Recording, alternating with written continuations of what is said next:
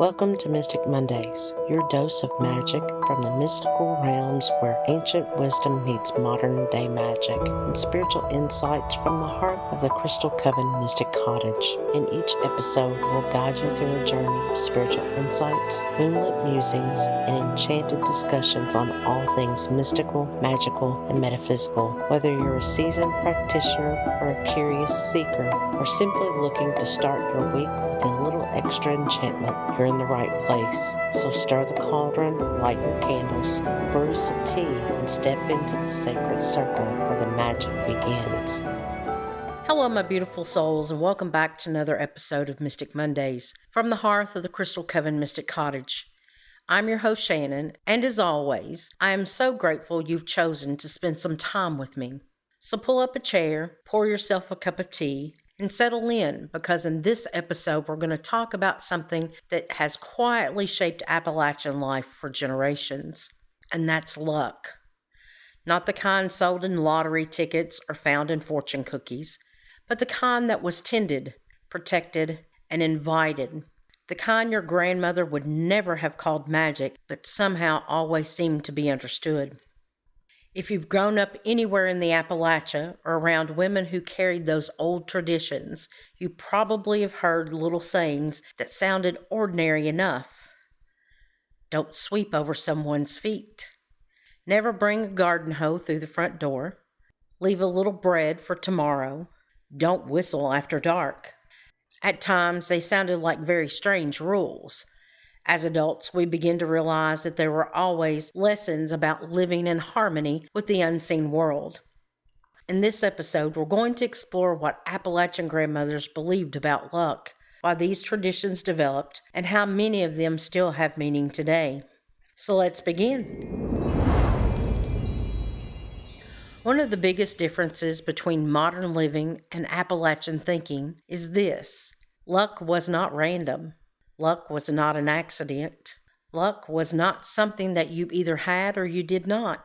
Luck was something that accumulated through how you tended your home, your neighbors, your animals, your ancestors, or even your tools.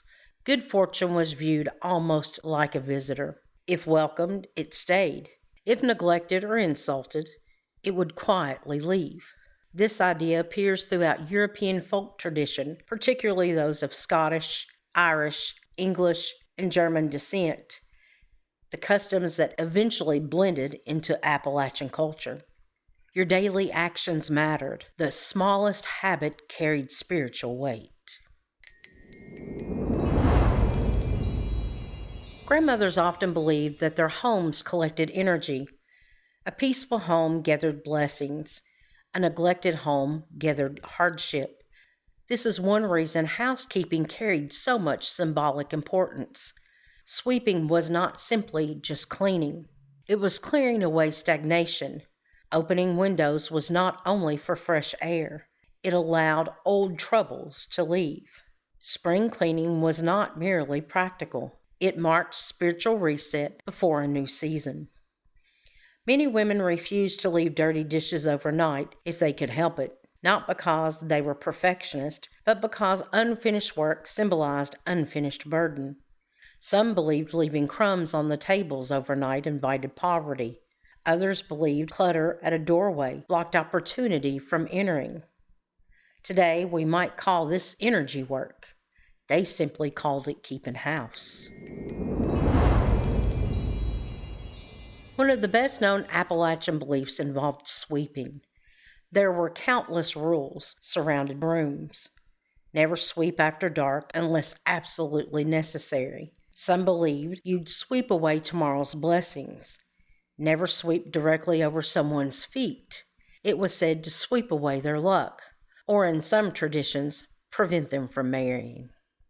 When moving into a new home, many families brought a new broom. Old troubles did not need a new address. Even today, many folk practitioners replace brooms after a difficult period in life. Symbolically, it represents choosing a fresh beginning. Food also carried luck, especially bread. Grandmothers rarely wasted it. Even stale bread found other purposes. Breadcrumbs fed the birds. Old biscuits became stuffing. Nothing was ever thrown away carelessly. Why, you may ask?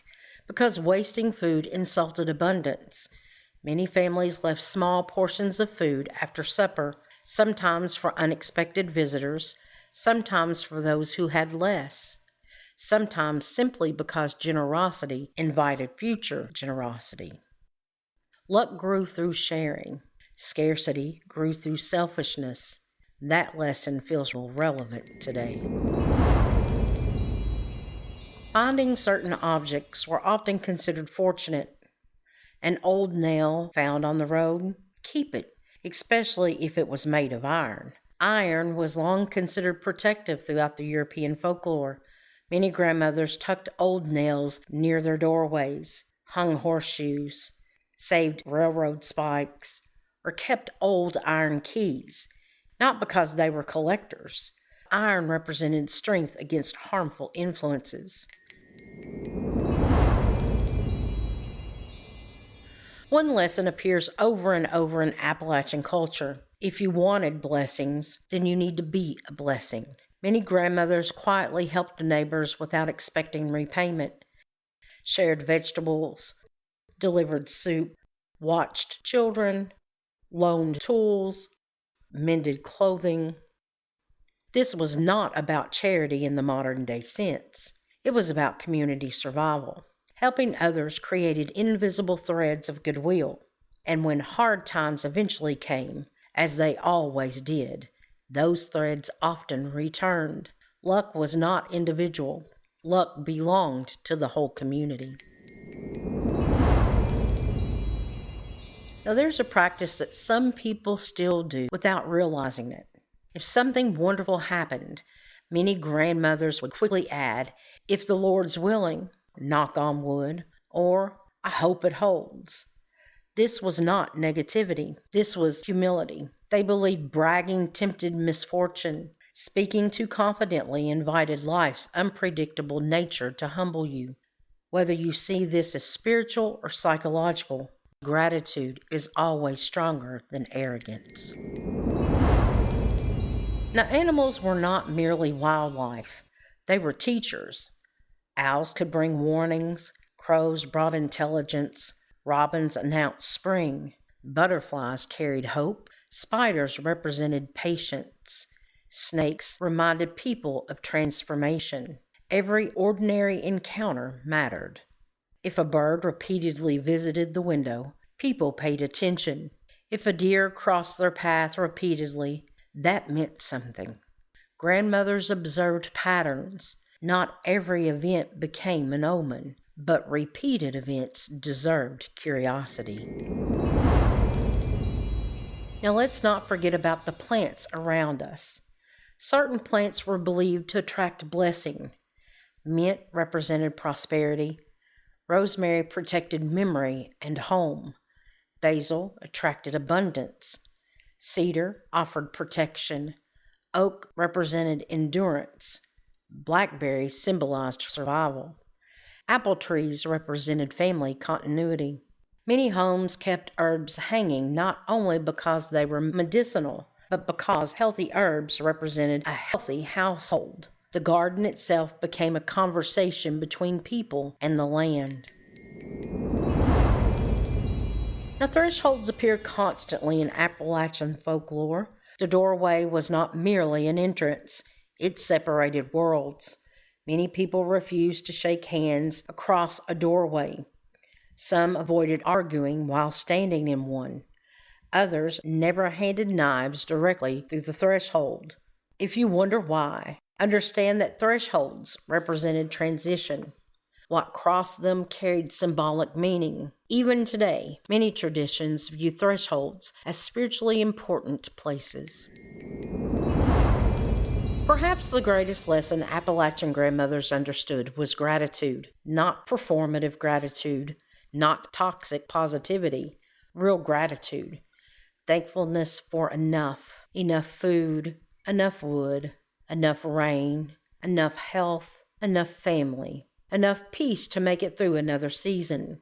When life depended on weather, crops, livestock, and community, gratitude became a survival skill. And perhaps that's still true. If you want to honor these traditions, not through superstition but through mindful living, you might keep your home clean with intention, share food whenever possible, repair instead of immediately replacing, spend time outside observing nature, learn the names of local plants, help neighbors quietly, speak blessings over your home, care for the tools that care for you, leave a little beauty wherever you go. None of these require believing in magic, yet somehow they feel very magical. The modern culture often dismisses folk belief as silly superstitions, but I think that misses something important. Many of these traditions encourage generosity, mindfulness, respect, observation, community, humility, gratitude, and stewardship. Whether luck truly exists or whether these habits naturally created better lives. People who care for their homes, care for others, respect nature, and live with gratitude often appear remarkably lucky. Maybe that's not coincidence. Maybe that's exactly what the Appalachian grandmothers were trying to teach us. Now, with one final stir of the cauldron, I would like to leave you with a question. What family tradition did you grow up with that no one could quite explain? Maybe your grandmother insisted on opening the windows after an illness. Maybe your grandmother always carried a lucky coin. Maybe someone in your family never placed shoes on the table, never whistled after dark, or always planted by the moon. Every family carries pieces of old wisdom, and together they help preserve a living tradition that might otherwise fade away. Until next time, may your homes be warm, your path be steady, your heart remain open, and may the good luck that you seek begin with the kindness that you give. Blessed be.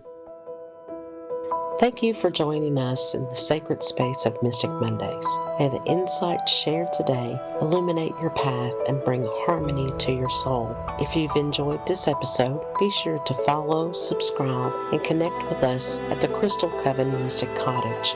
You can find us on several social media platforms as well as Patreon, where the magic never ends. Just look for the Crystal Coven and Salem the Shop Cat in the logo, or check out the show notes for more information. Until next time, stay mystical, stay magical, and trust in the universe. Blessed be.